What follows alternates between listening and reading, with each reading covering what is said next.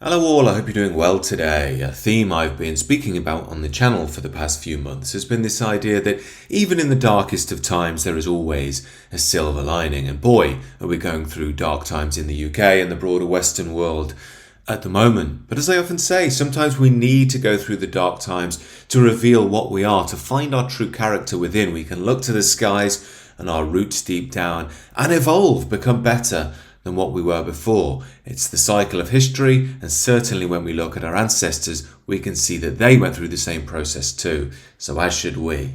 With all this in mind, I think we can see the silver lining of the woke era we've endured for the past 10 years or so. I think it was inevitable that after that, a powerful and cohesive European identity was going to start forming.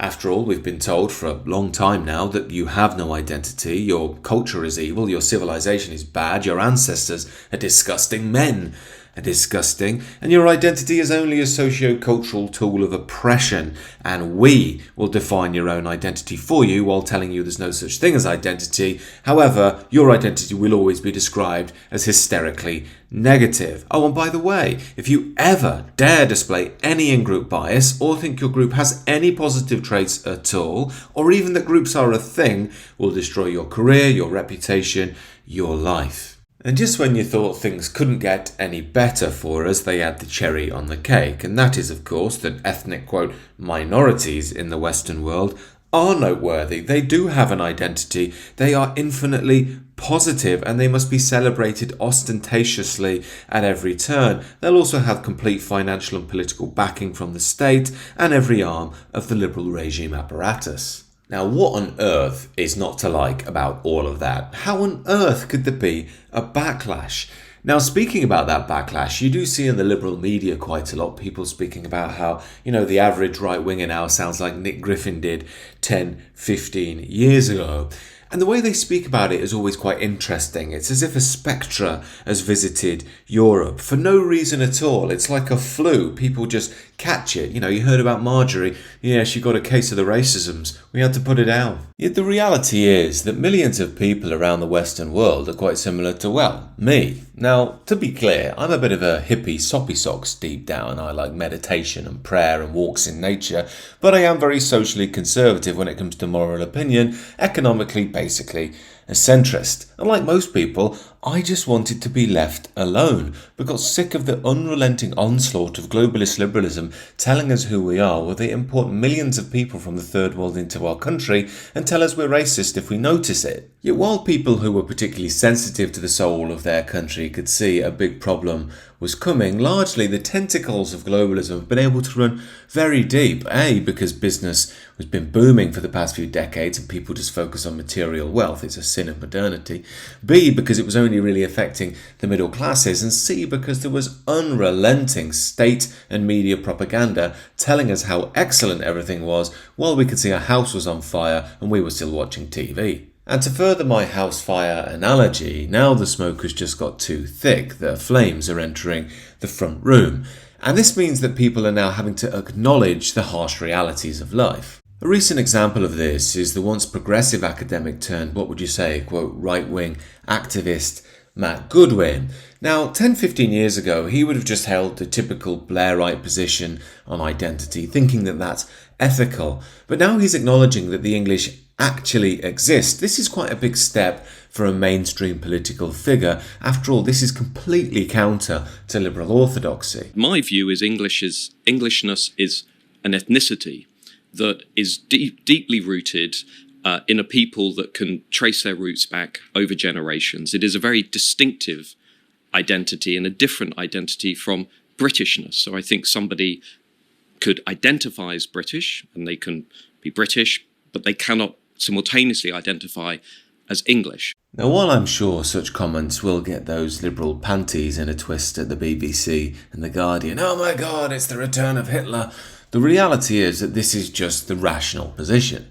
I mean, come on, does anybody really look at these scenes on your screen right now and say, these are all English people? I mean, everyone around the world would think you're insane if you said that, including the people in the video themselves. If you ask them, they'd say something like, no, actually, I'm from Bangladesh. I have lived here for only 5 years. What about this next one? This is a recruitment drive from the Met. For those outside of the UK, that's London's police force.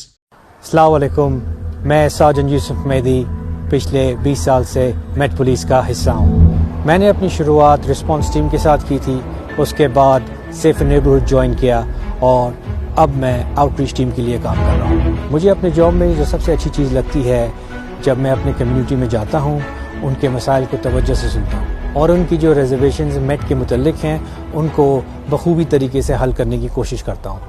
I have no idea what he said there. Is he speaking Urdu? I don't even know. And who's he appealing to? I mean, obviously people in his own community. But am I supposed to think that this guy, who's speaking to his own community in his own language, is just as English as me, whose family have been here for thousands of years and speaks English? I mean, none of this makes any sense. It's like these Jews having a good old dance. Say they'd moved to China and then I say, oh, look at these Chinese people. Yeah, come on, go, China, let's dance. Now, Jewish people in Israel are a good segue here because, as I've explored on the channel recently, amongst sections of the right, not all of the right, but especially the establishment right, the Zionist cause is extremely popular. You get very strong backers of it.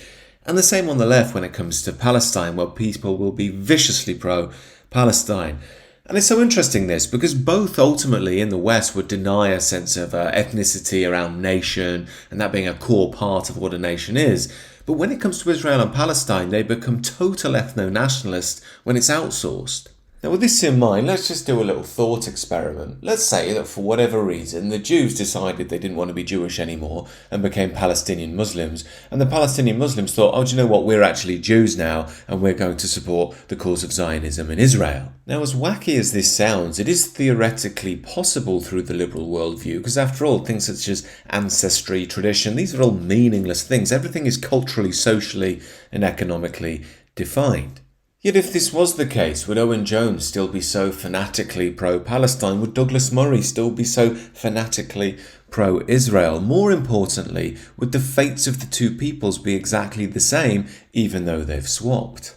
I think we all know the answer to those questions. But the core point here is, this is becoming such a pressing issue because European people are being made a minority in Europe as we speak. Now, most folks seem too lost in materialism, modernity, Premier League football and Love Island to notice any of this is happening. But there are a grouping who say, why does this matter? We're all humanity anyway. We're all basically the same. It's just the flow of things. Now, even if this universalist humanism were true, which I don't think it is, it would still be sad that England would lose its unique character, just like it would be sad that Japan would lose its unique character if it was full of Indians and Africans and random assortments of Europeans and South Americans. Now, while I can get on board with the idea that we're all children of God, that we should seek to be goodwill towards our neighbours wherever they are in the world, if human history's taught us anything, it's that different groups are unique, and when you try and force them together, it doesn't create utopia. Instead, it creates enmity and corrosion.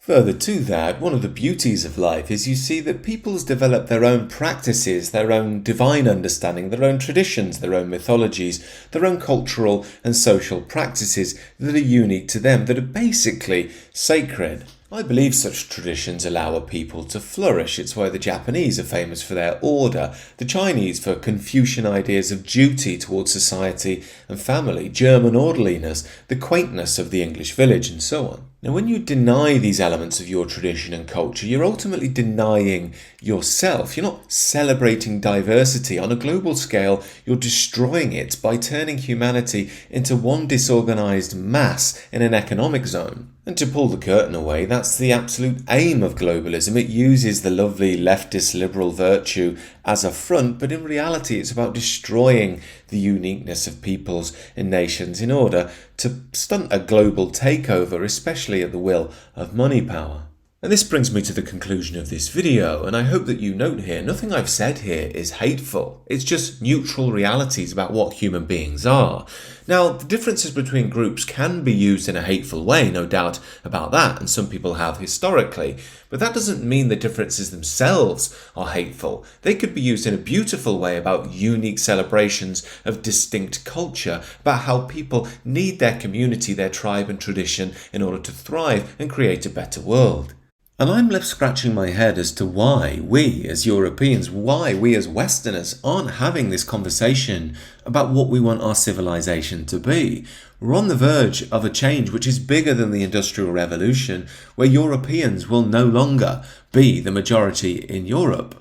Now, I can understand the lefties when they say, yes, but such conversations could be dangerous to minority groups. Well, fair enough. 10% of the conversations we have should be about not wanting to be cruel to any groups, wishing to have goodwill and so on. But at the moment, it's 100% of it all the time if anybody ever brings it up. Now, I believe this is done purposefully to stop Europeans being allowed an opinion and keep us quiet and frightened of speaking out, but we need to get the confidence to say it's not hateful, it's perfectly rational.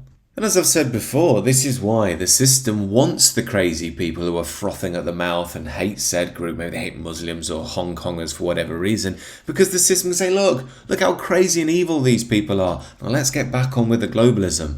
That's also why it's a very bad sign for them that people like the moderates Matt Goodwin are showing that they actually get what's going on. So in closing, I do think that the Liberal regime will try and make a move to usurp this rising European consciousness. I don't think it will try calling everyone racist and evil. I think they've pushed that one too many times.